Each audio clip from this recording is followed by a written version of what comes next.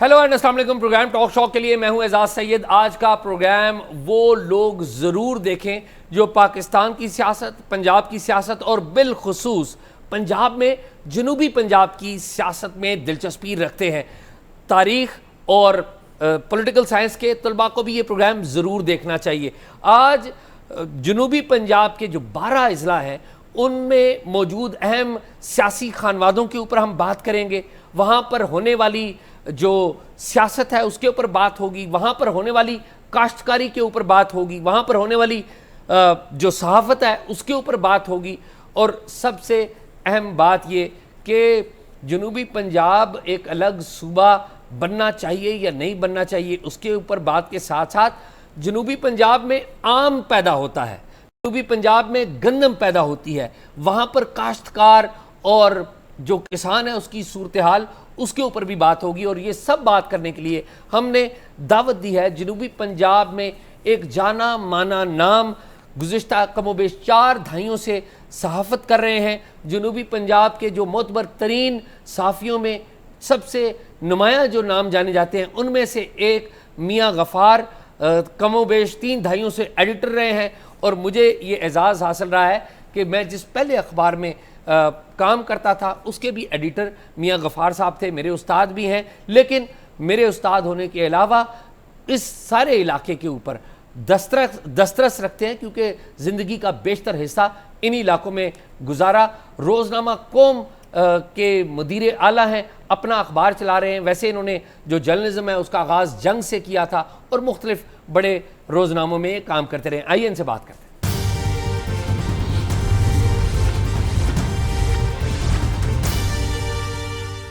میاں صاحب بہت شکریہ. بہت شکریہ، بہت مہربانی. سلامت رہو اعزاز سید. سر بہت شکریہ آپ کا.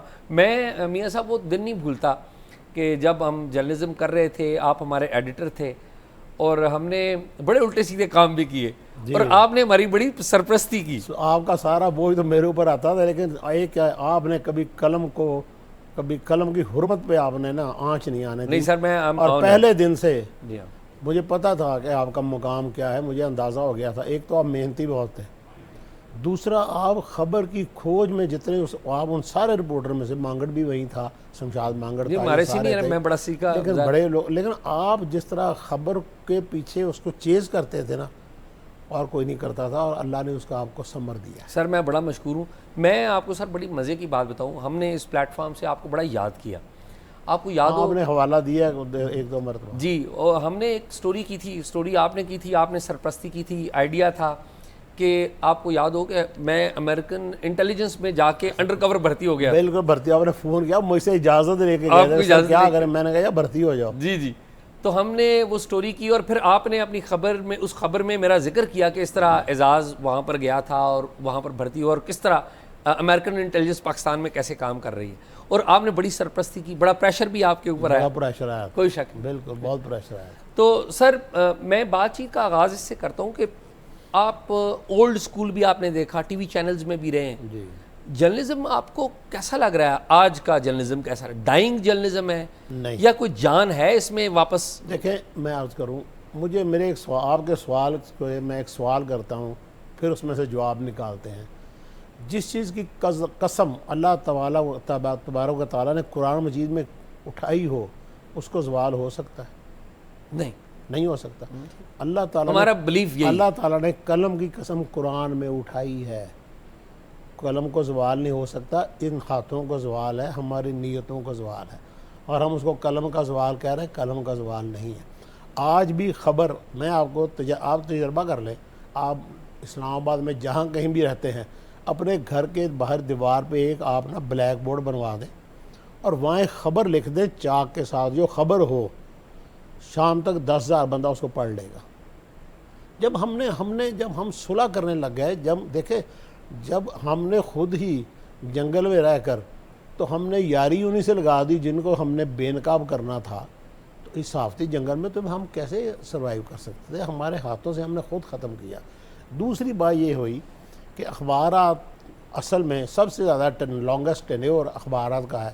الیکٹرانک میڈیا کا مجھے پتہ چل گیا تھا کہ اس کی عمر بہت کم ہے. اس کی وجہ کیا ہے کہ جو میڈیا، الیکٹرانک میڈیا نے جن لوگوں کو فیصلے بٹھایا ہوا تھا، کوئی بیوروکریٹ تھے، کو ایسے تھے. مثلا ایک مرتبہ ایک ادارے میں ایک بندے کی سلیکشن کرنی تھی, تو انہوں نے مجھے جو بندہ انہوں نے بٹھایا تھا وہ ایک بیوروکریٹ تھا, مجھے کہنے لگا یار مجھے فیصلہ آباد میں بہت اچھا بندہ مل گیا ہے, کمال کا جرنلسٹ. جب اس نے نام بتایا تو میں تھوڑا سا پریشان ہوا, مجھے پتا تھا اس کو کام نہیں آتا. میں کہا یار آپ بیورو چیف بنانے جا رہے ہو کیسے؟ کہتے یار ہم فیصلہ آباد پہنچے ہیں. وہ 3 بجے رات کے وہ روڈ کے اوپر ہمارا انتظار کر رہا تھا. تو جب بھرتی کا یہ معیار ہو, دیکھیں اگر وہ بہت بڑا پروفیشنل جرنلسٹ ہوتا تو رات کے 3 بجے تک انتظار نہ کرتا, کیونکہ وہ قلم کے ساتھ مخلص ہوتا. تو کیونکہ وہاں پھر ان کو ضرورت ہی نہیں رہی, قلم کے ساتھ مخلص لوگوں کی ضرورت نہیں رہی, تو پھر اس وجہ سے زوال آ گیا. اچھا نان پروفیشنل بندے فیصلے کرنے لگ گئے. اچھا یہ بتائیں کہ کہا گیا کہ الیکٹرانک میڈیا نے پرنٹ میڈیا کو کھا لیا, اب کہا یہ جا رہا ہے کہ ہم سوشل میڈیا پہ بیٹھے ہوئے ہیں, سوشل میڈیا نے الیکٹرانک میڈیا کو کھا لیا, یہ حقیقت؟ دیکھیں میں اس کی آپ کو مثال دیتا ہوں تو آپ حیران رہ جائیں گا کہ جو ہمارے دوست جو کاروبار کرتے ہیں, ہم کہتے ہیں یار وہ کیسے سیکھتے ہیں؟ وہ کہتے ہیں ہمیں تو پتہ ہی نہیں ہوتا, ہم تو دکان کھول کے بیٹھ جاتے ہیں, ہمیں گاہک سکھاتے ہیں. اب میں ابھی پچھلے سال کی آپ کے بات بتاتا ہوں. آزاد کشمیر کے ضلع بھمبر سے مجھے ایک بندے کا فون آیا, کہتے ہیں میں لندن سے بول رہا ہوں, میں لندن میں ہوتا ہوں, تو ہماری ایک عزیزہ ہے, کسی نے نا لندن آنے کے لیے اس کے ساتھ جعلی نکاح پڑھا لیا ہے, آپ اس کی خبر لگا دیں گے. اچھا میں ہنس پڑا, میں نے کہا جی میں ملتان سے اخبار نکال رہا ہوں, جو ساہیوال نہیں جاتا تو بھمبر کہاں جائے گا؟ اور بھمبر کی بھی تحصیل سماہنی, ٹھیک آخری بارڈر پہ. اب دیکھیں, اور یہ 1.5 سال 2 سال پرانی بات ہے. تو اس نے مجھے جواب جو دیا, کہنے لگا جی آپ کیا بات کرتے ہیں, میں روزانہ آپ کا اخبار لندن میں بیٹھ کے پڑھتا ہوں, آپ کہتے ہیں وہاں اخبار نہیں جاتا, کیسے نہیں جاتا؟ میں نے کہا آپ کیوں پڑھتے ہیں؟ کہنے لگا میری زمینیں ہیں لودھرا میں, کچھ میری زمین ہے ہمیں ملی تھی, تو میں نے اس لیے تھوڑا سا انٹرسٹ ہے وہاں آنا جہاں. خیر اس نے جو کچھ بتایا میں نے اس ایشو کو اٹھا دیا. اس کا 8-10 دن بعد ٹیلی فون آیا کہ سر آپ کا شکریہ, وہ کارروائی ہو گئی ہے, نکاح مسوخ ہو گیا ہے, اور جس نے اس کو رجسٹرڈ کیا تھا اس کے خلاف کارروائی شروع ہو گئی ہے, اور میں آپ کو بہت شکریہ ادا کرتا ہوں. یعنی کہ ایک خبر روزنامہ قوم ملتان میں شائع ہوئی, اس نے اس کا کٹ اینڈ پیسٹ خبر کو اٹھا کے اس نے ڈی سی کو, ایس پی کو, آزاد کشمیر کے اسپیکر کو, وزیر اعظم کو, سب کو کاپی بھیج دی. لیکن اس میں digital media, on line journalism کا ایک بڑا رول ہے. بیس اخبار بنی اور اس کا فارمیٹ بدل گیا. جو میں بات کرنا چاہتا ہوں اس کا فارمیٹ بدل گیا. ڈیجیٹل میڈیا نے اس کو 100 کیا 1000 سے ملٹیپلائی کر دیا.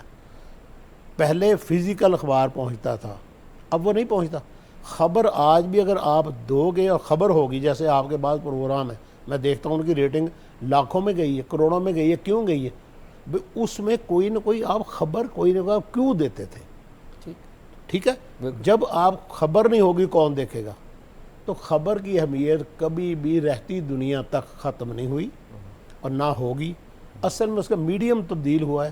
ہم اس کو کہتے ہیں اخبارات میں زوال ہے یا فلاں میں زوال ہے. زوال قلم پہ اخبار پہ نہیں ہے, وہ ہمارے ہاتھوں کو ہے. امریکہ میں آج بھی بڑی خبر نیو یارک ٹائمز دے رہا ہے, واشنگٹن پوسٹ دے رہا ہے, لیکن یہ تو ایک اخبار کی اور معلومات کی بات ہے, جنگ ہے.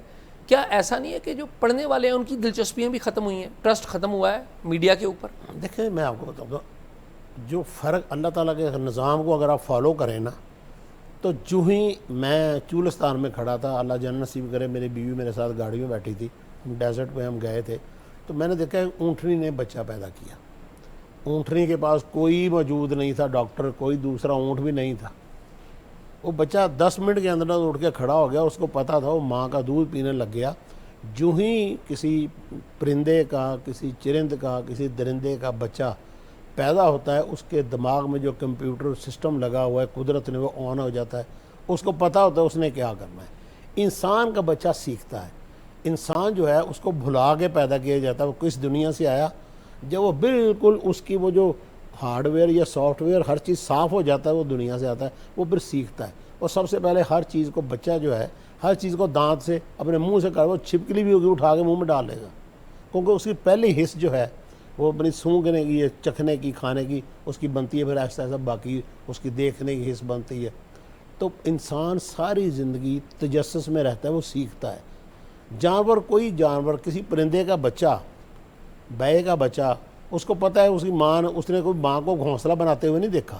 اور گھونسلے میں پیدا ہوا اسی طرح کا گھونسلہ بنتا ہے, کیونکہ اس کے اندر وہ چپ آن ہو گئی ہے, وہ سسٹم اس کا آن ہو گیا ہے. انسان سیکھتا ہے. اچھا جب انسان کی یہ جبلت ہے، یہ اس جستجو میں لگا رہتا ہے، تو اگر وہ اچھی خبر ہوگی، اچھی انفارمیشن ہوگی، وہ ہمیشہ انسان سنے گا، اور جستجو اس کی ختم نہیں ہوتی۔ اچھا میاں صاحب، اس کا مطلب تو یہ ہوا کہ پرنٹ زندہ رہے گا بالکل زندہ جب رہے گا۔ تک خبر لانے والا جرنلسٹ موجود ہے اور لا کے خبر دے رہا ہے تو پرنٹ نہیں مرے گا۔ جب تک وہ خبر پہ صلح نہیں کرتا، خبر پہ کسی کو اکوموڈیٹ نہیں کرتا، اور خبر کے میرٹ پہ رہتا ہے، جب تک خبر زندہ ہے، پرنٹ میڈیا بھی زندہ ہے، الیکٹرانک میڈیا بھی زندہ ہے، اس کو زوال نہیں ہے۔ اچھا میاں صاحب، اب میں چاہوں گا کہ ہم جو جنوبی پنجاب ہے اس کی پالیٹکس کے اوپر بات کریں۔ اس وقت 2024 کے جو عام انتخابات ہوئے وہ جس طریقے سے ہوئے وہ آپ کو اور وہ تو مجھے ہم پتہ ہے جانتے ہیں، کہ سب جانتے ہیں۔ ساری دنیا یہ مانتی ہے کہ کس طریقے سے جو مینڈیٹ ہے وہ چوری ہوا۔ میں بھی اتفاق سے ملتان میں تھا، میں نے وہ ان دنوں آپ آئے ہوئے تھے۔ میں آیا ہوا تھا۔ یہ فرمائیں کہ ابھی جنوبی پنجاب میں کیا تھنکنگ ہے لوگوں کی؟ کیا لوگوں کا ٹرسٹ مرکز کے اوپر بحال ہے، شیک ہوا ہے، یا لوگوں کا سیاسی نظام پہ کوئی ٹرسٹ رہ گیا ہے؟ بالکل نہیں رہا، بہت برے حالات ہیں۔ دیکھیں جنوبی پنجاب کی جو اکانومی ہے وہ ایگرو بیسڈ اکانومی ہے۔ ٹھیک، جب کپاس آتی ہے تب حکومت کے فیصلے غلط ہوتے ہیں۔ ابھی جان بوجھ کے گندم کی خریداری کو لیٹ کیا گیا۔ ٹھیک، اب کاشتکار بیچارے نے تو گندم بیچنی ہے، اس نے وہ کھاد والے کے پیسے دینے، اس نے بیج والے کے پیسے دینے، اس نے سپرے والے کے پیسے دینے، اس نے بیچ کے اپنی زمین کو صاف کر کے 10-15 دن کے اندر اندر اگلی فصل لگانی، وہ نہیں رکھ سکتا، اس کے پاس سٹاک نہیں، اس کے پاس گودام نہیں ہے۔ ایک عام کاشتکار جس کے پاس 2-3 ہزار بوریاں، وہ کہاں رکھے؟ 4,000 بوری کہاں رکھے؟ ان دنوں ریٹ 3,500 سے 3,000 پہ آ گیا، 3,100 پہ آ گیا۔ جب فی من گندم کا فی من جب کاشتکار کے ہاتھ سے گندم نکل گئی، پہلے اجازت دی، میں اس کا گواہ ہوں، ایک رات میں 100 ٹرک بھی کے پی کے میں گیا ہے، 100 ٹرک گندم کا۔ اچھا جب گندم چلی گئی اس کے بعد گورنمنٹ کو ہوش ہے، ابھی گورنمنٹ فیصلہ کر رہی ہے، حکومت پنجاب۔ اچھا یہ مسلم لیگ کا مجھے نہیں سمجھ آتی کیا پرابلم ہے کہ وہ کسان دشمن پالیسیوں پہ۔ اچھا یہ کیا ہے کہ اگر پہلے آپ نے ان کو ریٹ نہیں دیا، پھر ان کو ریلیف دیا کہ ان کو جناب ہم اتنے % ان کو دیں گے، کیا وہ سب کو ملتا ہے؟ 10% کاشتکاروں کو بھی ریلیف نہیں ملتا، جبکہ لٹتے ہیں 100% کاشتکار۔ اچھا میاں صاحب یہ بتائیں کہ گندم کی آپ نے بات کی اور آپ نے کہا کہ جو کسان ہے وہ تباہ ہو گیا، کاشتکار تباہ ہو گیا۔ یہ فرمائیں کہ یہ جو ہم نے سرحد بند کی ہوئی ہے افغانستان کے ساتھ، جہاں پر ہمارا آٹا گندم جاتی تھی، اس کا کیا اثر پڑا ہے؟ بہت زیادہ اثر پڑا ہے۔ وہاں دیکھیں آپ نے یہ جو اگر آبزرو کرنا ہے نا، تو آپ بارڈر پہ جا کے دیکھیں کہ ادھر ڈیرہ غازی خان میں رکھنی جا کے آپ ایک کچھ چند گھنٹوں کے لیے اسٹے کریں۔ جب سیب کا سیزن ہوتا ہے، ایک گھنٹے میں ہزار جو ہے نا، 24 گھنٹے میں ہزار ٹرک، 2,000 ٹرک سیب کے آتے ہیں۔ اچھا چمن شہر میں آپ جاؤ، چمن کے انگور، چمن میں کہیں انگور آپ کو نام دور کہیں انگور ہے، سارا افغانستان سے آتا ہے۔ تو ابھی مل رہا ہے وہاں پر؟ ہاں لیکن ابھی آ رہا ہے، لیکن ایرانی نہیں آ رہا ابھی تو میرے خیال میں۔ ایرانی بھی آتا ہے لیکن زیادہ تر ایران سے زیادہ خشک میوہ جات آتے ہیں۔ ٹھیک، ایران سے ڈیزل آتا ہے۔ ابھی میں چند آپ کو بتاتا ہوں یار کیا پالیسیاں ہیں۔ ابھی میں پچھلے دنوں میں فورٹ منرو تھا، میں نے رکنی سے 200 روپے لیٹر پٹرول لیا، رکنی سے، اور جہاں پنجاب میں ادھر 400 روپے لیٹر ہے۔ میں نے وہاں میں نے ڈرتے ایسے میں نے کہا یار خراب نہ ہو، تو میں نے پہلے 10 لیٹر ڈلوایا۔ میں نے اس کو جو اسمیل اس کی جو خوشبو تھی وہ ٹھیک تھی، ایک اسمیل ہوتی ہے مخصوص پٹرول، پھر میں نے ٹینکی فل کروا لی۔ آپ یقین ناک گاڑی نے کو مسنگ کی، اس نے کہا جی بہترین پٹرول ہے۔ میں نے کہاں کہا کہ ایرانی، وہ مجھے کہنے لگا جی آپ کے پنجاب میں 50% ایرانی پٹرول بک رہا ہے، جا رہا ہے، تو کون بھیج رہا ہے؟ بارڈر کس کے پاس ہے؟ اکانومی کا پھر کون دشمن ہے؟ ہم دشمن ہیں، عوام دشمن ہے اکانومی کی۔ عوام تو بیچارے موٹر سائیکلوں میں تھوڑا تھوڑا لے کے آنے والے ہیں، جو لاہور تک جو اصل میں سسٹم ہے، اصل میں سسٹم حکومت سسٹم جو ہے نا، اس میں ایسی ایسی کمزوریاں رکھی جاتی ہیں۔ اور میں بڑی معذرت سے یہ بات کہوں گا، مجھے پتہ ہے یہ بات بہت تکلیف دے گی بہت سے لوگوں کو، کہ یہ دنیا کے ان چند بلکہ واحد ملک ہے جہاں حکومت فیصلہ کرتے وقت پیٹ سے فیصلہ کرتی ہے، دماغ سے فیصلہ نہیں کرتی، اور جہاں تمام فیصلے عوام دشمنی پہ اور عوام کو کچلنے پہ منحصر ہیں۔ اچھا میاں صاحب یہ فرمائیں، ایک تو آپ نے بڑی نئی بات میرے لیے بتائی، آپ نے بتایا کہ جو پیٹرول ہے ایرانی وہ پنجاب میں بھی آ رہا ہے۔ آ رہا ہے جی، پورے پنجاب میں بک رہا ہے۔ یہ میرے لیے ایک نئی بات، میں آپ کو بتاتا ہوں، اچھا میں نے 240 روپے لیٹر پٹرول، 240 روپے، یہ فورٹ منرو اور ڈیرہ غازی کے درمیان، وہاں میں نے پوچھا وہاں بک رہا ہوگا، جتنا مرضی لے لو، اب ڈیرہ غازی خان سے آدھے گھنٹے 1 گھنٹے کا سفر، 1 گھنٹے کے لیے جاؤ آپ 240 روپے 250 روپے پٹرول بھرواؤ، واپس ڈیرہ غازی خان آ جاؤ۔ اچھا میاں صاحب، گندم کی صورتحال آپ نے بتا دی، آپ نے یہ بھی بتا دیا کہ جو تیل ہے ایرانی تیل وہ پنجاب میں بک رہا ہے۔ بک رہا ہے، دھڑا دھڑ بک رہا ہے۔ اچھا اب یہ فرمائیں کہ گرمیوں کے موسم میں ہم آم بہت شوق سے کھاتے ہیں، میرا تو پسندیدہ فروٹ ہے آج بھی، میں ہر کسی کا پسند جی ہر کسی کا، بادشاہ ہے پھلوں کا۔ لیکن ہم نے یہ چند سال پہلے سنا کہ ڈی ایچ اے بن رہا تھا کتنے ہزاروں ایکڑ کے اوپر، آموں کے درخت اکھاڑ دیے، یہ درست بات ہے؟ یہ بہت ہی درست اور بہت تکلیف دہ بات ہے۔ میں پھر وہی کہوں گا، وہی بات ریپیٹ کروں گا کہ ہم پیٹ سے سوچتے ہیں، ہم دماغ سے نہیں سوچتے۔ یہ جو دریائے چناب ہے نا، اس کے جو چناب کے پانی کا وہ اپنا اثر ہے کہ چناب کے پانی کی فصل سب سے بہتر فصل ہوتی ہے ٹھیک، آل اوور دا پورے پاکستان میں۔ تو چناب کی ڈاؤن سٹریم میں یہ آتا ہے، یہ جو علاقہ ہے نا رٹول کا، جو اثر میٹھے اور بہترین رٹول کا جو علاقہ تھا، انور رٹور، انور رٹول کا، وہ تھا، وہ کبیر والا سے شروع ہوتا تھا دریا کی ڈاؤن سٹریم میں، اور یہ سلار وین، اور اس کے بعد آگے چلتا چلتا ملتان، اور ملتان سے شجاع آباد، بس یہ کوئی 40-45 کلومیٹر کا کہہ رہے ہیں، 50 کلومیٹر کی ایک لمبی بیلٹ ہے، اور اس بیلٹ پہ سارا وہ رٹول کا علاقہ تھا، اور وہاں اتنا میٹھا آم تھا، ہم وہاں جاتے ہوتے تھے گرمیوں میں نہانے کے لیے، ویسے پکنک کے لیے۔ آپ یقین کریں کئی ایکڑوں میں آموں کے باغ تھے، اور ایک درخت کے ساتھ دوسرے درخت کی شاخیں ایسے الجھی ہوئی ہوتی تھیں کہ نیچے دھوپ نے زمین کبھی نہیں دیکھی تھی، ٹھیک، اتنے گھنے وہ باغ تھے، کئی ایکڑوں پہ، کئی مربوں پہ۔ اب وہاں کھجوروں کے چند درخت ہیں اور باقی سارے اڑا کے رکھ دیے انہوں نے۔ اچھا یہ بتائیں کہ جب ڈی ایچ اے وہاں پہ آموں کے درخت اکھاڑ رہا تھا، فارمز اکھاڑ رہا تھا، تو لوکل جو میڈیا ہے یا لوکل پولیٹیشین جو ہے، کسی نے آواز نہیں اٹھائی؟ نہیں، بہت اکا دکا آوازیں بلند ہوتی نہیں، لیکن دیکھیں میں آپ کو بتاؤں، محکوم لوگوں کے بہت سے مسائل ہوتے ہیں، محکومیت کا خوف بہت زیادہ ہوتا ہے۔ نہیں لیکن خوف ہے، لیکن ڈی ایچ اے کے رہائشیوں نے بھی تو آم کھانے ہیں، دیکھیں، آم تو کسی کی ملکیت نہیں ہے نا۔ میں آپ کو بتا دوں، اچھا انٹرسٹنگلی ڈی ایچ اے کے بالکل تھوڑے فاصلے پہ، کہنے 8-10 کلومیٹر کے فاصلے کے اوپر دریائے چناب ہے، اور دریائے چناب کے اس پار ہزاروں ایکڑ زمین خالی پڑی ہے، اور 4 پل بنا کے دریا کے اوپر، وہاں بھی ڈی ایچ اے بن سکتا تھا۔ اس کو دنیا میں اورچرڈ کے علاقے میں، پوری دنیا میں اس قسم کی ایکٹیویٹیز نہیں ہوتی، یہ پاکستان میں ہو رہی ہیں۔ اب دیکھیں، اب آپ لاہور چلے، یہ تو ملتان کی بات۔ نہیں اب مجھے یہ بھی بتائیں کہ آپ نے کہا کہ انور رٹول کا وہ علاقہ تھا، جی اب مارکیٹ میں انور رٹول ملتا ہے؟ بہت کم ہو گیا، بہت کم ہے۔ کتنی فرق کتنا پڑا آم کے اوپر؟ ایک تو یہ پہلے اس کی یہ مہینہ 1.5 مہینہ چل جاتا تھا، اب رٹول زیادہ سے زیادہ 1.5 ہفتے کے لیے آتا ہے، 2 ہفتے کے لیے آتا ہے، ختم ہو جاتا ہے۔ دوسری بات، آم کی اکانومی کا جو پرابلم ہے، آم کے متعلق سندھ کا آم پہلے آ جاتا ہے، ٹھیک، فیصلے سندھ کرتا ہے، آم کی ایکسپورٹ زیادہ، اس میں کراچی ڈومینیٹ کرتا ہے، امپورٹ آم کا مرکز ملتان ہے، فیصلے کراچی کے پاس ہے۔ اچھا فیصلے کیسے جی؟ دیکھیں وہاں پہ اس کا وہ ہوتا ہے نا، سارا جو پروسیس مکمل ہوتا ہے، اس کے بعد اس کو جو امپورٹ جو ایکسپورٹ کرنا ہوتا ہے، اس کی پروسیسنگ ہوتی ہے ساری، تو اس کے لائسنس، اس کا سارا کچھ وہ زیادہ تر کراچی کے پاس ہے، اور ملتان کے پاس بہت کم ہے۔ جدید جو سائنسی طریقے ہیں وہ بھی اڈاپٹ کرنے چاہیے، گائیڈنس ہوتی ہے، وہ چیز نہیں ہے، ریسرچ نہیں ہے۔ آپ حیران ہوں گے کہ ریسرچ سینٹر جو ہے وہ کہاں بنے ہوئے، چولستان میں۔ اور اگلی بات، جو CCRI ہے، سینٹرل کاٹن ریسرچ انسٹیٹیوٹ، جس نے 2 درجن سے زائد بہترین کپاس کے بیج دیے، اب وہاں پہ وہ حکومت فیصلہ کر رہی ہے، پنجاب حکومت کے وہاں یہ کلب بنایا جائے، جم خانہ کلب۔ تو جہاں ریسرچ کے اداروں میں جم خانہ کلب بنیں گے، وہاں کیا بات بنا کر ملتان میں؟ ملتان میں۔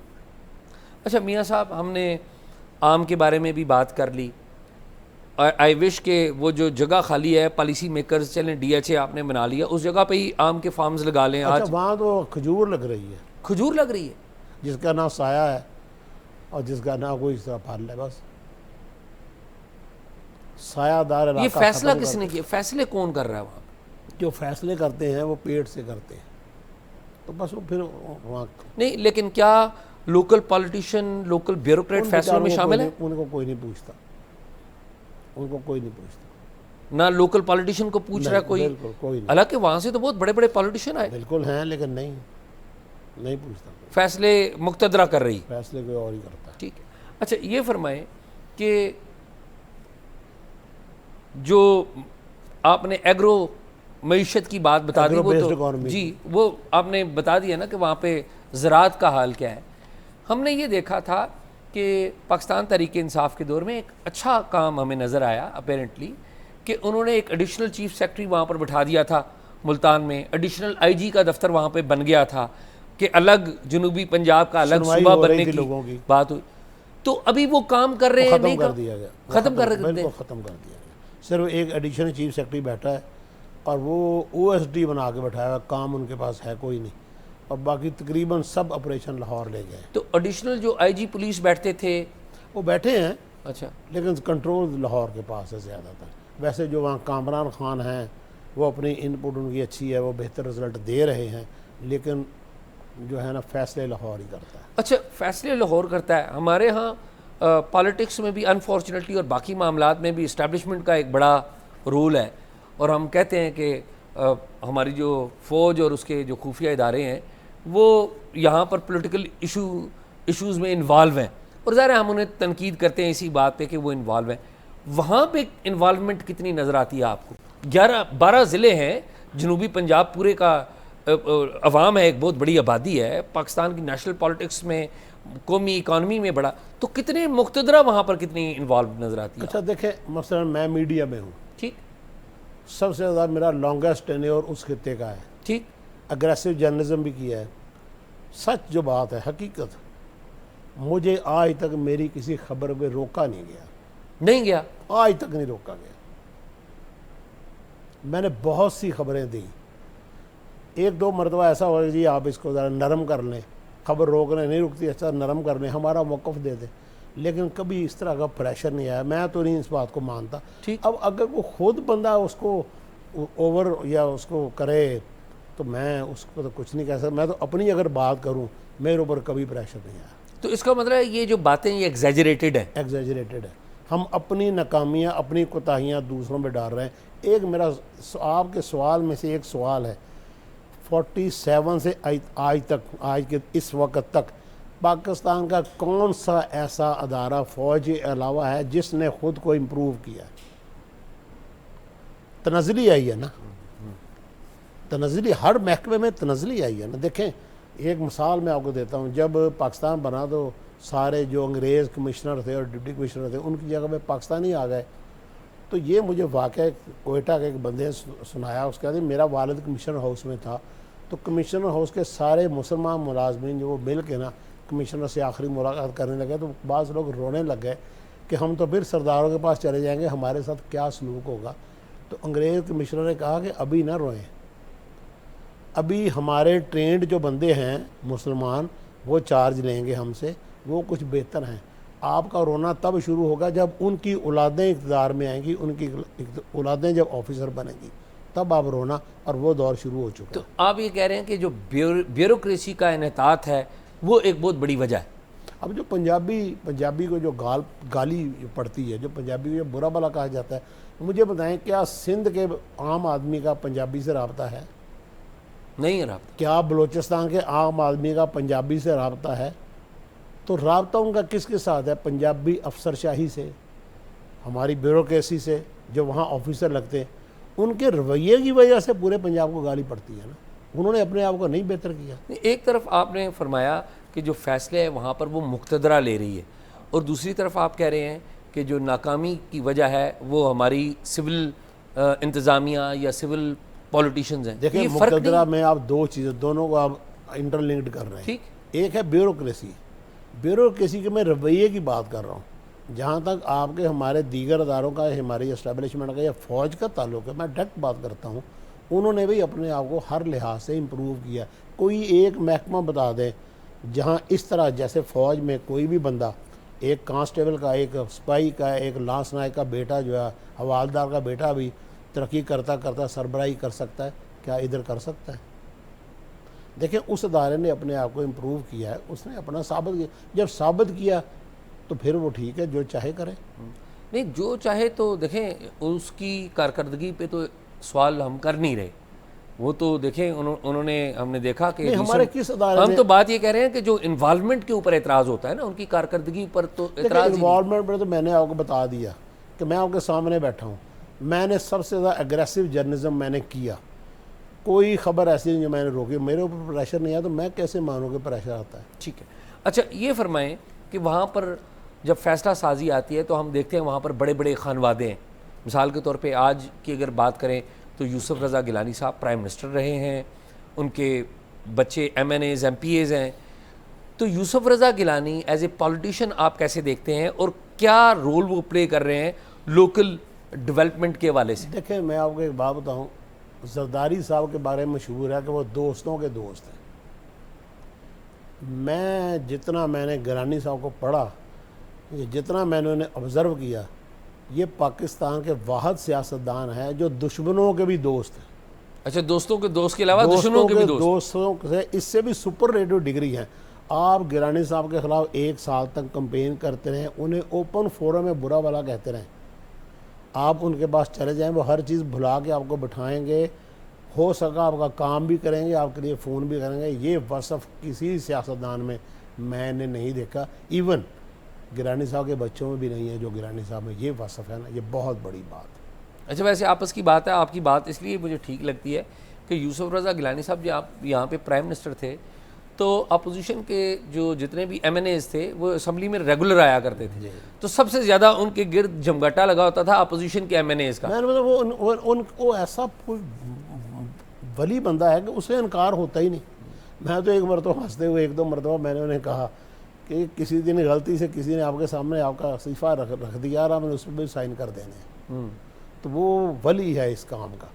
اور دیکھیں اس پہ الزام بھی ان پہ یہی لگا کہ انہوں نے نوکریاں دی ہیں, تو ٹھیک ہے, بس عام سیاستدان میں ہوتا ہے, سیاست میں بہت ساری چیزیں اکوموڈیٹ بھی کرنی پڑتی, لیکن وہ ان میں یہ فرق ہے. بچوں میں کیا کیپیسٹی دیکھتے ہیں؟ قاسم بھی ہیں, دوسرے بھی بیٹے ہیں, ان میں علی موسیٰ ایکٹیو ہے. علی موسیٰ ایکٹیو ہے. علی موسیٰ ایکٹیو ہے, اور اس میں کچھ جراثیم ہیں گیلانی صاحب والے, لیکن گیلانی صاحب نہیں بن سکتے. ٹھیک, یوسف رضا گیلانی صاحب کی بات ہی کچھ اور ہے. ہم یہاں پر اسلام آباد میں دیکھتے ہیں کہ قاسم بھی بڑی نیٹ ورکنگ ہے ان کی بھی. قاسم یہ ہے کہ قاسم پیپلز پارٹی کے ساتھ اچھا اٹیچ ہے اور وہ اس کی ورکنگ بہت اچھی ہے. اور دوسری بات ان کے بچوں میں بھی وہی, والد دیکھیں باپ کی خصوصیات پھر آ جاتی ہے نا, وہ بھی بہت زیادہ پرسنل نہیں کسی کے ساتھ ہوتا. اچھا یہ بتائیں کہ وہاں پر جو دوسرا خانوادہ ہے جن کا آپس میں گیلانیوں کا ایک روایتی مخاصمت رہی ہے, شاہ محمود قریشی اور ان کی فیملی سے, اور اس دفعہ ہم نے دیکھا کہ دونوں کے بچے بھی آپس میں الیکشن میں آمنے سامنے آئے. ٹھیک ہے, اب ہم دیکھ رہے ہیں کہ دونوں جو گیلانی اور قریشی ان کے اوپر روایتی طور پہ الزام رہا کہ یہ اسٹیبلشمنٹ کی سیاست کرتے ہیں, اسٹیبلشمنٹ کی رائٹ سائڈ پہ ہوتے ہیں. آج آپ شاہ محمود قریشی اور ان کے بچوں کو کہاں پر دیکھتے ہیں؟ شاہ محمود قریشی صاحب نے بہت زیادہ, میں سمجھتا ہوں کہ وہ ایک جو ساری عمر کا لیبل تھا وہ انہوں نے الزام جو اتار دیا, اس کو انہوں نے اریز کر دیا, سارے کو ختم کر دیا, دھو دیا انہوں نے. تو قریشی صاحب کی جو بات ہے نا, انہوں نے خود کو بہت زیادہ تبدیل کیا ہے, بہت برداشت کیا ہے, حالانکہ جس قسم کے ماحول کی وہ ہیں پیداوار ان کے لیے مشکل کام تھا, لیکن انہوں نے کیا ہے. فیملی وائز ایک ٹریڈیشن رہی نا کہ اسٹیبلشمنٹ کے ساتھ چلنا ہے, لیکن جو ان کے آگے نا جس طرح میں گیلانی صاحب کے بچے ورکر ہیں نا, پولیٹیکلی ان کے رابطے بہت مضبوط ہیں, ہر وقت حلقے میں پھرنا, لوگوں سے ملنا, اس قسم کا ذہن قریشی میں نہیں ہے. وہ اور مہربانوں کیسی ہیں؟ مہربانوں بھی بڑی ایک شائننگ, ان کی باہر شادی ہوئی ہے, وہ تو کبھی ریگولر اس طرح حلقے میں نہیں ہوتی. اچھا, تو وہ بات نہیں ہے ان کی. یہ بتائیں کہ زین قریشی ان کے اوپر ایک الزام لگا جب ابھی 26ویں آئینی ترمیم ہو رہی تھی, اور ہمیں معلومات ہے, ظاہر ہم اسلام آباد میں ہیں, کہ وہ بھی پی ٹی آئی ڈیفیکٹ کرنے والوں میں تھے.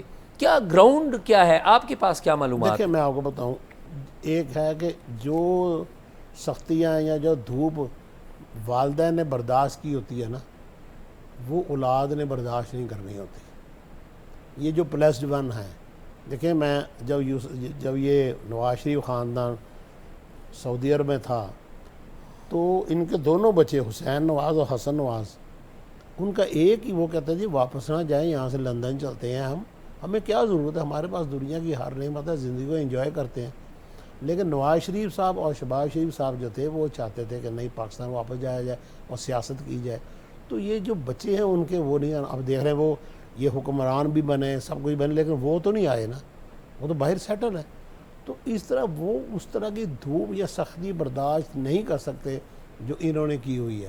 تو میرا خیال ہے کہ ذہن کے میں وہ ٹیمپرامنٹ نہیں ہے رجسٹ کرنے کا جو کہ جس کا مظاہرہ شاہ محمود قریشی صاحب نے کیا ہے. تو آپ کو لگتا ہے کہ اگر اور کوئی دباؤ پڑا تو شاید وہ پبلکلی ڈیفیکٹ کر جائیں؟ میرا خیال ہے وہ دباؤ برداشت نہیں کر سکتے. اچھا یہ بتائیں کہ جب ہم یہاں سے بیٹھ کے دیکھتے ہیں تو ملتان کے حوالے سے ایک تیسرا گھر بھی بہت زیادہ اہم ہے. وہ روایتی طور پہ اینٹی اسٹیبلشمنٹ ہوا, شروع میں اسٹیبلشمنٹ کے ساتھ تھے, ضیاء الحق صاحب کے وزیر رہے, پھر وہ اینٹی اسٹیبلشمنٹ انہوں نے ایک ایولیوشن ہوا ان کا. وہ جاوید ہاشمی ہیں, مخدوم جاوید ہاشمی, باغی کے طور پہ انہیں پاکستان کی سیاست میں جانا جاتا ہے. کیا فیوچر ہے جاوید ہاشمی صاحب کا اور ان کے بچوں کا, کیا دیکھتے ہیں کتنا امپیکٹ ہے؟ دو تین فیکٹر ہیں. ایک تو یہ ہے سیاست میں سب سے بڑا فیکٹر ہے ٹائمنگ. ٹھیک, تو ہاشمی صاحب جتنے بڑے سیاستدان ہیں نا ان کی ٹائمنگ بعض کا ٹھیک نہیں رہی. ٹھیک, اور ان کی جو مس کیلکولیشن تھی نا اس نے ان کو کہیں کا نہیں چھوڑا. میں نے وہ دن بھی دیکھے کہ ان کا توتی بولتا تھا, پھر میں نے وہ دن بھی دیکھے کہ مسلم لیگ کا جلسہ ہے ملتان میں اور انہیں دعوت نہیں دی گئی اور بغیر دعوت دیے وہ خود وہاں اسٹیج پہ چلے گئے. تو وہ بات مجھے بہرحال تکلیف دیتی ہے کہ انہوں نے جب نواز شریف صاحب باہر تھے انہوں نے سختیاں برداشت کی, انہوں نے جیلیں دیکھی, لیکن مارے کھائے جی جیلوں میں, مارے کھائی انہیں کہ نواز شریف صاحب نے انہیں بھول گئے. کیونکہ جب انہیں فالج کا اٹیک ہوا تھا تو اس وقت جو فرسٹ جیسے کہتے ہیں ایف آئی آر کیا ہے, پہلی انفارمیشن جو میرے پاس ان کی فیملی ذرائع سے آئی تھی, انہوں نے باقاعدہ ان کی بیٹی نے شکوہ کیا تھا کہ اس حالت تک میرے والد صاحب کو پہنچانے والے آپ ہیں میاں صاحب کے خاندان کے اوپر, کہ آپ لوگوں کے رویے ہیں کہ وہ اس حالت تک پہنچے. تو اصل میں صحت کی بادشاہی ہوتی ہے, ان کی صحت بھی ہے وہ اجازت بھی, عمر اور صحت اجازت نہیں دیتی. سیاستدان وہ بڑے تھے, بس کیلکولیشن میں وہ ان سے مس کیلکولیٹ کر گئے. یعنی میں تو انہیں ابھی بھی بڑا ایک سیاستدان سمجھتا ہوں. میں سمجھتا ہوں کہ انہیں مس گائیڈ یا مس لیڈ کرنے میں ہماری صحافتی برادری کے ہی ایک ہستی کا بہت بڑا رول ہے, اور وہ ان کی پیروں کی طرح عزت کرتے تھے, اور ان کا بھی رول ہے ان کو ٹریک سے اتارنے میں یا ڈیپ. اگر آپ اجازت دیں تو میں اس کا نام پوچھ لوں. نہیں, میں نہیں نام لینا چاہتا. دیکھیں ایک سینئر ہیں ہمارے, تو میں ان کی بہت احترام کرتا ہوں, لیکن انہوں نے بہرحال ان کے کیریئر کے ساتھ انہوں نے کھلواڑ کیا, اور انہوں نے اپنی لائلٹی کا ثبوت دیا, کیونکہ یہ یونیورسٹی کے زمانے سے ان کے ساتھ اٹیچ ہوئے اور اٹیچ رہے. انہوں نے انہیں مس گائیڈ کیا. یہ بتائیں, اور اگر یہ سیاسی طور پہ اتنے مضبوط تھے تو ان کو ٹریپ میں تو نہیں آنا چاہیے تھا. ٹھیک. اچھا جاوید ہاشمی صاحب کی آپ نے بات کر لی, ان کے بچوں میں کوئی ہے ایک تو ان کا بیٹا کوئی نہیں. ٹھیک جی, بیٹیاں ہیں جی. پھر دماد جتنے بھی ہیں ان میں اس طرح کا سپارک نہیں ہے. ٹھیک, اس وجہ سے میں سمجھتا ہوں کہ ان کی جاوید ہاشمی اور یہاں کے شیخ رشید صاحب ان کی سیاست ان کی ذات تک ہی محدود رہی ہے, اور اتفاق سے دونوں ہم اثر بھی ہیں, دوست بھی ہیں. ان کی سیاست ان کی ذات تک رہی ہے, یہ اپنی ذات کی سیاست سے باہر نہیں نکل سکے. اچھا اب ہم جنوبی پنجاب میں ذرا باقی ضلعوں پہ بھی بات کریں. آپ سارا جنوبی پنجاب جانتے ہیں, on the back of your hand ہے. حراج, رضا حیات حراج آج کل منسٹر, ان کا کیا آپ دیکھ رہے ہیں؟ یہ رضا حیات ویسے مختلف جماعتیں ظاہر انہوں نے چینج کی. حراج صاحب کو نا آج تک سمجھ نہیں سکا. ٹھیک, ان کی شخصیت کو میں سمجھ نہیں سکا. ایک طرف وہ فارن کوالیفائڈ ہیں اور باہر سے پڑھ کے آئے ہیں, مساوات اور سب کچھ. دوسرے سے ان کے اندر کا جو جاگیردار یا زمیندار ہے وہ بڑا سخت مزاج ہے, بہت وہ کسی بھی حد تک چلا جاتا ہے. اچھا ویسے آپس کی بات ہے, یہاں پر رضا حیات حراج صاحب بڑے ہمبل ہیں, بڑے ملنسار ہیں. اچھا یہ مجھے نئی معلومات ملی. میں تو ہلکے کی بات کروں گا نا کہ ان کے ہاں بعض معاملات میں معافی نہیں ہے, رعایت نہیں ہے ان کے مزاج میں. حالانکہ ایک دو لوگ ایسے جو کہ فارن کوالیفائڈ ہیں اور انہیں انٹرنیشنل اچھی یونیورسٹی میں پڑھے ہوئے ہیں, لیکن ان کی تعلیم نے ان کے جو ان کا جو بیہیویئر ہے اس پہ اثر نہیں ڈالتا. نہیں لیکن حلقے میں کتنی سے ہے؟ اصل بات تو حلقہ ہے. دیکھیں یہ حلقے میں ان کا مقابلہ ایک طرف وہ عابد امام وہ چیز نہیں ہے, ابھی انہیں وقت لگے گا جو فخر امام صاحب ہیں. جی ہاں. فخر امام صاحب اب ہم دیکھیں 80 سال سے عمر زیادہ ہے ان کی, تو یہ ذرا ان کے مقابلے اگریسو ہیں اور ینگ ہیں, تو انہوں نے یہ مقابلہ کرتے ہیں. تو اس لیے میں سمجھتا ہوں کہ یہ الیکشن نکال لیتے ہیں, لیکن لوگ ان سے خوف بھی کھاتے ہیں. اچھا لوگ ویسے ووٹ ڈالتے ہیں ان کو؟ ہاں کہہ سکتے ہیں, خوف کا ووٹ بھی ہو جاتا ہے.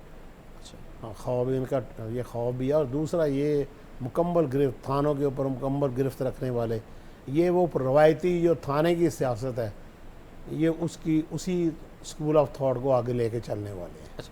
اچھا اب ہم اگر رضا یات راج صاحب کی پالیٹکس تو ہم نے ذکر کی, ملتان کے ساتھ ہی لودھرا ہیں جہاں پر جہانگیر خان ترین ایک بڑے پرامننٹ پالیٹیشین, ان کا بیٹا بھی بڑا ایکٹیو, عمران خان کے کسی زمانے میں رائٹ ہینڈ مین, اچانک انہوں نے سیاست خیر باد کہہ دی. تو فیوچر ہے ان کا, ان کے بچے کا پالیٹکس میں؟ پیسے تو ان کے پاس بڑے ہیں. آپ نا کبھی نا سیاست کو سمجھنے کے لیے نا شیخ سعدی ایک کتاب ہے, اس کا تھوڑا سا پورشن بی اے کی فارسی میں ہوتا ہے, در سیرت پادشاہاں, ٹھیک, بادشاہوں کی, اس میں کچھ ان کے حکایات ہیں, کبھی وہ پڑھیے گا اس کتاب کو. اصل میں بادشاہ خود کچھ نہیں ہوتا, سیاستدان خود کچھ نہیں ہوتا, اس کا فرسٹ سرکل, اس کا پہلا اور دوسرا سرکل اہم ہوتا ہے, وہی اس کو اٹھا لیتا ہے, وہی اس کو گرا دیتا ہے. ایک تو ان کا ایک ہی بیٹا ہے علی ترین, اس کا سیاست میں وہی بلیسڈ ون ہے, جیسے وہ ہوتے ہیں ایک بڑے کہہ لیں کہ پیمپرڈ چائلڈ, تو وہ اس طرح کا نہیں ہے. میں سمجھتا ہوں کہ جنوبی پنجاب میں جو بڑے سیاستدانوں میں جو ویلفیئر کے حوالے سے اپنی منفرد شناخت رکھتے ہیں, ان کے مقابلے کا کوئی نام نہیں ہے. جہانگیر ترین سب سے بڑا نام. لیکن وہ سیاست سے نکل کے ڈیمیج نہیں ہوا؟ ہاں انہوں نے نہیں, اجتماعی ویلفیئر کے بہت سے کام انہوں نے کیے, اور وہ ویلفیئر اورینٹیشن ان کی بہت اچھی ہے, لیکن ان کا جو سرکل تھا, جو ان کے قریبی لوگ تھے, جن پہ وہ ٹرسٹ کرتے رہے, انہوں نے ان کو بہت نقصان پہنچایا. جو لودھرا میں ہلکے کی سیاست, دیکھیں نیشنل لیول کی سیاست کر لی انہوں نے ہلکے کی سیاست وہ گرفت نہیں بنا سکے. اس کے مقابلے میں عبد الرحمن کانجو نے کمال کی گرفت بنائی.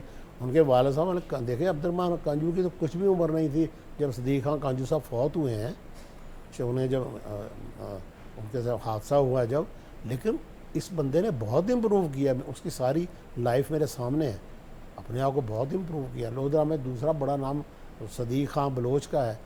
تو یہ ہلکے کی سیاست میں کامیاب نہیں ہو سکے. نو ڈاؤٹ کہ کانجوز تو بڑے سامنے ہیں, ہلکے کی سیاست میں کامیاب نہیں ہو سکے جہانگیر ترین. اچھا اور بھاولپور میں اگر چلے جائیں, لودھرا سے آگے بھاولپور میں طارق بشیر چیمہ ایک بہت بڑا نام, پھر ایک وہ جو ہمارے وزیر ہیں انسانی حقوق کی وزارت کرتے ہیں, ریاض پیر زادہ صاحب.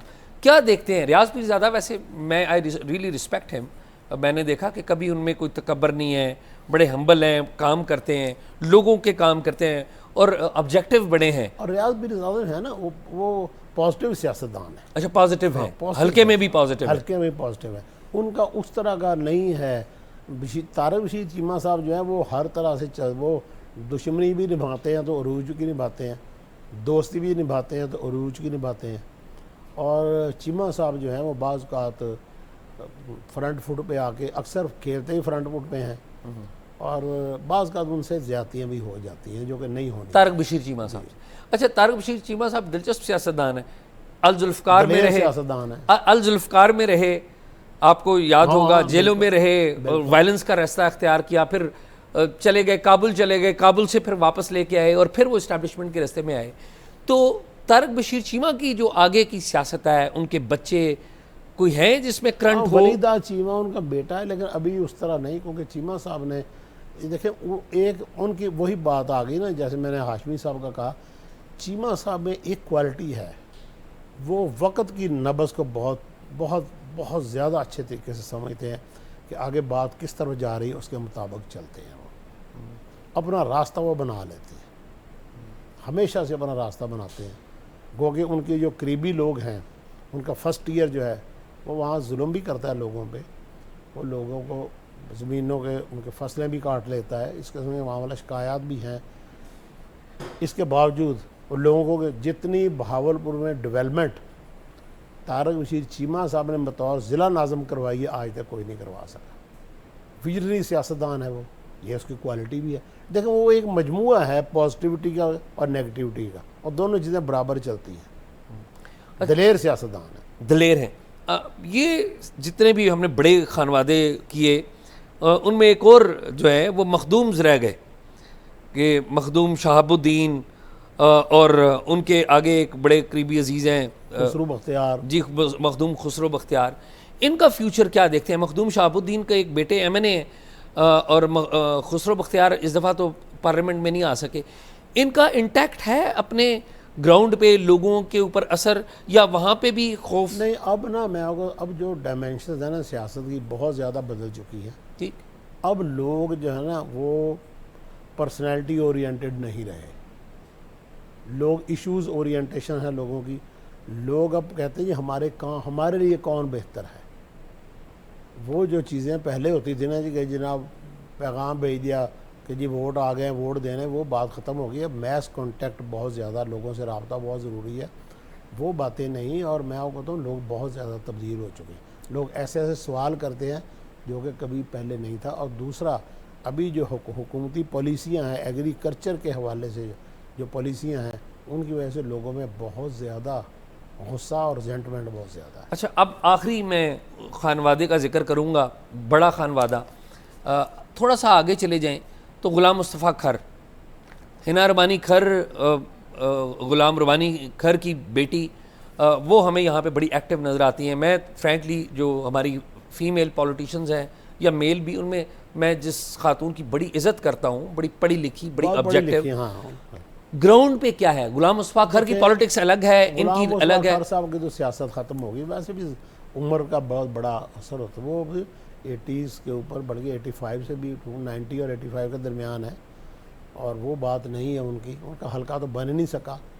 اور وہاں جو بڑا نام تھا وہ ربانی کھر تھے, ان کے والد حنا ربانی کھر کے, وہ ورکر آدمی تھے. اور ایک ان کے بھائی تھے غازی کھر, وہ ورکر آدمی تھے. تو ابھی ان کے جو ربانی کھر کے بچوں میں ابھی وہ بہت ان کے مقابلے میں ابھی بہت پیچھے ہے. تو حنا کا آپ کہہ لیں کہ حلقے میں ان کا اتنا مضبوط فرق نہیں ہے. اور یہ حلقہ کون سا بنتا ہے؟ آپ کا کوٹ ادو سناواں دڑا, یعنی کہ کھڑ غربی, اور اس کے بعد یہ سارا علاقہ جو ہے رنگپور سے اوپر اور دریائے سندھ سے نیچے, یہ ان کا حلقہ ہے. اچھا اوورآل یہ جتنے بھی میں نے خانوادے ذکر کیے یہ پری ڈومیننٹلی وڈیرے ہیں. ہاں پری ڈومیننٹلی وڈیرے سکتے ہیں. بڑی زمینیں, میرے خیال میں یوسف رضا گیلانی اس طرح سے وڈیرے نہیں ہیں, اتنے پیسے نہیں تھے ان کے پاس, وہ بھی اچھے, اب ماشاءاللہ وہ ذمہ دار ہیں.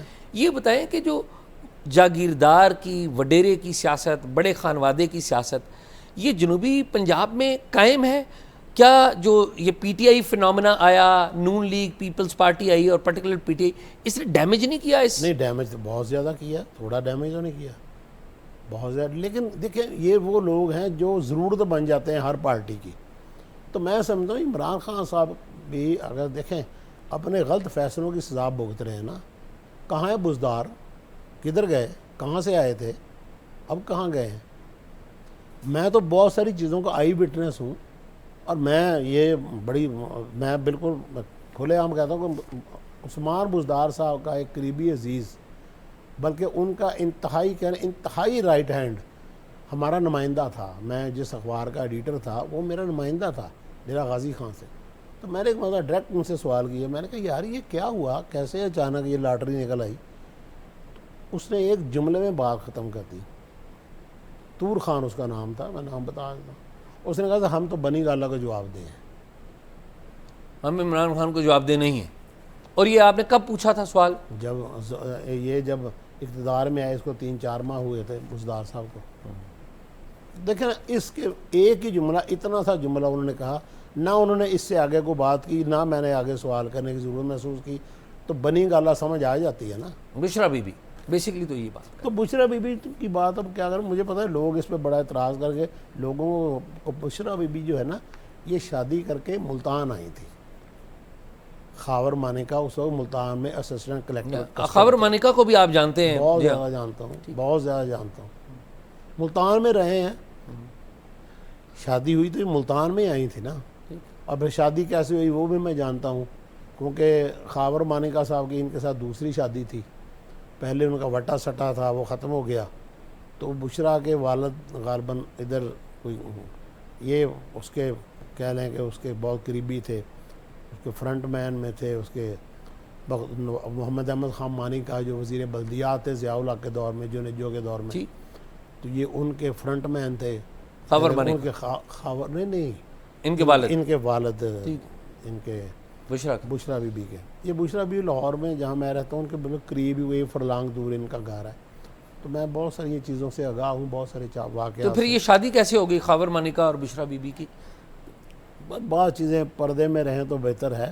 اب وہ تو پھر ایسے ہوئی نا کہ انہوں نے وہ غالباً ان کی وٹے سٹے کی شادی تھی, تو وہ ختم ہوئی. جب وٹے سٹے میں پرابلم یہ ہوتا ہے کہ اگر ایک شادی ناکام ہوتی ہے دوسری خود ناکام ہو جاتی ہے, وہ کرنی پڑتی ہے جبراً. تو پھر انہوں نے اپنی بیٹی کی شادی کر دی تو خاور مانیکا صاحب کے ساتھ. تو یہ تھی. بعض لوگ میں نے دیکھے ہیں خواتین اور بعض بندے جن میں نا وہ ایک جو عہدہ یا ایک چیز مل جائے تو وہ اس کو بھول کے اگلے کی جستجو شروع کر دیتے ہیں. مثلا آپ دیکھیں کہ وہ ایک پامسٹ ہیں بہت بڑے, غالباً صادق ملک ان کا نام ہے, ان کا وہ پڑا ہوا انٹرویو کہیں, انہوں نے کہا جی کہ ابھی عمران خان اسے سیاست کر رہے تھے تو میرے پاس خاور مانیکا اور بشرا بی بی آئے, تو انہوں نے کہا جی آپ کتنے % شیور ہیں کہ عمران خان وزیر اعظم بنے گا؟ اس نے کہا جی میں پتھر پہ لکیر ہے وہ وزیر اعظم بنے گا. کہتے ہیں اس کے بعد مجھے پتہ چلا بہت عرصے بعد کہ کچھ چند ماہ بعد کہ شادی ہو گئی. تو یہ بعض چیزیں حادثاتی یا واقعاتی بھی. خاور مانیکا کی اپنی کیسا ان کا انداز تھا؟ کیونکہ ابھی تو وہ کافی متنازع ہو گئے. پہلے بشرا بی بی کا خان صاحب سے جو وہ اسی قسم کا انداز تھا جو اکثر بیوروکریٹ کا ہوتا ہے, بس وہی بڑا متنازع رول رہا کہ جس طریقے سے پہلے شادی اہلیہ کی, پھر اس کے اوپر کیس ایسا کیا جو بڑا متنازع کیس ہے اگر دیکھا جائے تو. دیکھیں میں آپ کو بتاتا ہوں, جس کی سلیٹ صاف ہو اکڑتا وہ ہے. جب آپ کی سلیٹ صاف نہ ہو نا تو پھر اس کو صاف کر کے کوئی بھی تحریر لکھ دی جائے آپ کو پڑھنی پڑتی ہے. اچھا, میں آخری کنکلوزنگ مجھے یہ بتائیں کہ آپ کو جنوبی پنجاب کی سیاست میں کتنے لوگ ایسے لگتے ہیں جو جینونلی چاہتے ہیں کہ جنوبی پنجاب ایک الگ صوبہ بن جائے؟ دیکھیں میں خود بہت بڑا حامی ہوں جنوبی پنجاب کو علیحدہ صوبہ بنانے کا. میں بہت بڑا حامی, میں پنجابی ہوں, میں لاہور کا رہنے والا ہوں, لیکن صوبے بننے چاہیے. اور یہ تنویر نقوی صاحب جو تھے جو ان کے NRB کے سربراہ جل مشرف تھے جنہوں نے یہ سارا پلان دیا تھا, اگر وہ اس وقت صوبائی نظام کی بجائے ڈویژنل نظام لے آتے نا تو آج پاکستان کے 20 صوبے بن چکے ہوتے. نہیں, آج مجھے بتائیں کہ آج کیا لگتا ہے آپ کو کہ جو جنوبی پنجاب کے عوام جینونلی اور ان کے نمائندے سیریس ہیں الگ صوبہ بنانے کے؟ بالکل صوبے بننے چاہیے, اور وہ بالکل چاہتے ہیں لوگ کہ ہمارے اپنا ڈیسیژن ہمارا لاہور سے نہ ہو, اور رویے ہیں جو کہ لاہور سے دور کر رہے ہیں. ورنہ جب ہم نے جرنلزم شروع کیا تھا نا تو آپ یقین کیجئے گا فیصلے سارے لاہور کے ملتان کے لوگ کیا کرتے تھے. اچھا, یہ بتائیں کہ وزیر اعلیٰ 1985 تک 1985 تک ملتان اور جنوبی پنجاب ڈومینیٹ کرتا تھا. میں آپ کو ایک مثال دیتا ہوں, لاہور کا اس وقت تک سب سے کریم علاقہ جو تھا وہ جے روڈ سے لے کر کلمہ چوک تک کا مین بلو وارڈ گلبرگ تھا. وہاں 90% کوٹھیاں جنوبی پنجاب کے لوگوں کی تھی. نہیں, no doubt about it, no doubt. یہ بتائیں کہ مریم نواز صاحبہ چیف منسٹر پنجاب کی, ہم مرکز میں بیٹھے ہوئے ہیں, آپ جنوبی پنجاب میں بیٹھے ہوئے ہیں, وہاں پر صحافت کر رہے ہیں, کیا کام کر رہی ہیں جنوبی پنجاب میں, اور کیا لوگ ان کے کاموں کو ایکنالج بھی کر رہے ہیں؟ یا ان سے کاشتکار کے حوالے سے غلط فیصلے ہو رہے ہیں. ٹھیک, جو صاف بات ہے وہ یہی ہے. آپ اس ایک اکانومی آپ کی ایگرو بیسڈ ہے, تو اگر آپ سے کاشتکار کے حوالے سے بہتر فیصلے نہیں ہوتے تو لوگ کیسے آپ کو پہ کریں گے؟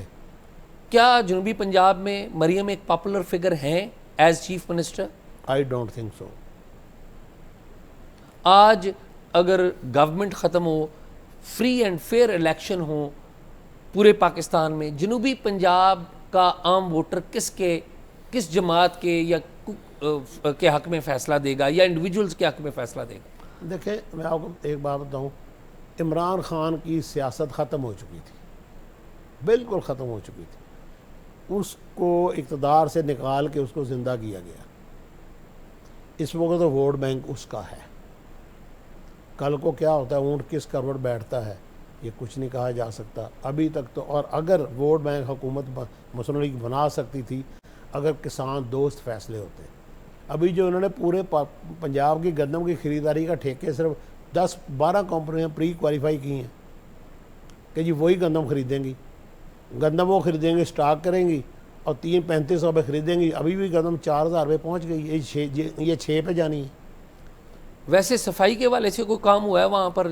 یہ پنجاب گورنمنٹ بڑا کلیم کرتی ہے کہ ہم نے صفائی بڑی کی ہے، انتظامی فیصلے ہمارے ٹھیک ہے، کیا ہے انتظامی؟ میں ایک بات بتاؤں، مجھے آپ آپ کے سوال میں سوال نکلتا ہے، what is the difference between department, authority and agency? ٹھیک، اتھارٹی میں جتنے اختیارات یا ایجنسی میں جتنے اختیارات اس کے سربراہ کے پاس ہوتے ہیں، گورنمنٹ ڈپارٹمنٹ میں اس کے پاس نہیں ہوتے، ٹھیک ہے؟ ٹھیک، اس کا سیاہ و سفید کا مالک ہوتا ہے۔ آپ بطور D G, chairman C D A, آپ بطور chairman C D A grade 20 میں بندہ رکھ سکتے ہیں، بھرتی کر سکتے ہیں۔ آپ بطور ڈپٹی کمشنر اسلام آباد چپڑاسی نہیں رکھ سکتے۔ گورنمنٹ کا ایک سسٹم ہے، یہ ایجنسیاں، یہ ادارے جیسے ابھی پرائیویٹ، جب وابڈا بنا تبھی پتہ چل گیا تھا کہ آئندہ جب بجلی ہے یہ کمائی کا ذریعہ ہوگی۔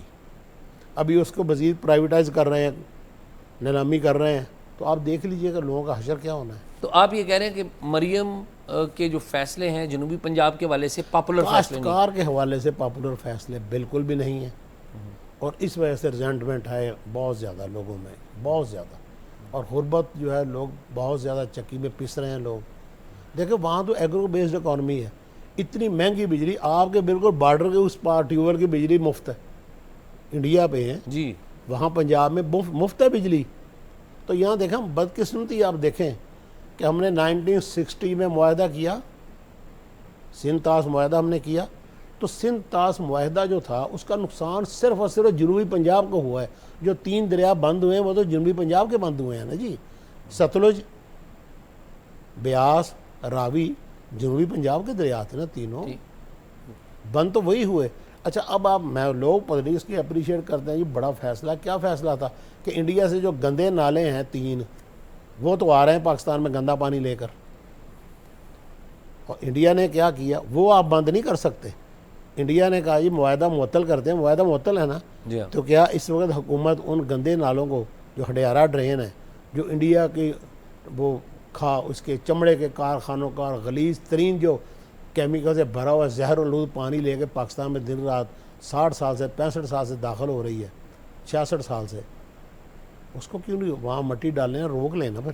اگر انہوں نے معطل کیا تو اس کو روک لیں، بند کر دینا، کیوں نہیں بند کر رہے؟ تو میاں صاحب آپ کی گفتگو سے میں تو یہی سمجھ رہا ہوں کہ جنوبی پنجاب کے مسائل کا ایک حل یہ ہے کہ ایک تو اسٹرانگ لوکل گورنمنٹ ہو اور الگ صوبہ ہو۔ جی بالکل، ٹھیک ہے میاں صاحب، 3 دیکھیں قدرتی تقسیم موجود ہے، سندھ کے قدرتی 3 صوبے ہیں، کراچی حیدرآباد کا کلچر بالکل مختلف ہے، اس کے بعد وہ جو میرپور خاص، اور اس کے بعد وہ جو سانگڑ، اس کا کلچر بالکل مختلف، اور اپر سندھ جس میں سکھر، ڈہر کی، اباڑو، اور اس کے بعد آپ کا شکارپور، لاڑکانہ، یہ کلچر بالکل مختلف ہے، بالکل 3 کی تقسیم ہے۔ پنجاب میں پوٹوہار بالکل مختلف ہے، لاہور بالکل مختلف ہے، جنوبی پنجاب بالکل مختلف ہے، 3 سے 4 صوبوں کی تقسیم ہے۔ آپ اسی طرح آپ دیکھ لیں KPK کو دیکھ لیں، ہند کو بالکل علیحدہ ہے ایبٹ آباد، اس کے بعد وہ بالکل علیحدہ ہے آپ کا یہ جو ہے پوٹوہار، ٹھیک ہے، اور باقی چترال وغیرہ علاقہ ان کا کلچر بالکل 3 تقسیمیں، 4 تقسیم قدرتی موجود ہیں، یہ ڈویژن موجود ہیں۔ لیکن وہ بھٹو نے کہا تھا نا جی کہ ملک بنانے آسان ہے اور صوبے بنانے مشکل ہے، تو یہ فیصلہ مشکل ہے لیکن کرنا ہوگا۔ میاں صاحب بہت بہت شکریہ آپ کا۔ میں بلوچستان کی آپ دیکھ لیں، بلوچستان کی سرائکی بیلٹ کا کلچر بالکل مختلف ہے، ڈیرہ مراد جمالی، ڈیرہ بگتی، اور یہ سارا اواران تک۔ اس کے بعد پشتون بیلٹ بالکل مختلف ہے، یہ میختر اور یہ لورا لائی اب تو یوب، کوئٹہ، اور بلوچ مناران کا وہ جو اس کی بیلٹ ہے آپ کا اوار، اس سے اوپر وہ کیا مکران کی بیلٹ، وہ بالکل مختلف ہے۔ تو 3 تو اس کی بھی تقسیم بنتی ہے۔ میاں صاحب بہت بہت شکریہ. بہت شکریہ, سلامت رہیں اعزاز. بہت شکریہ. ناظرین, پروگرام آپ نے دیکھا, پروگرام کے بارے میں اپنی رائے ضرور دیجیے گا, اور اگر کوئی معلومات ہوں تو talkshock777@gmail.com پہ شیئر کیجیے.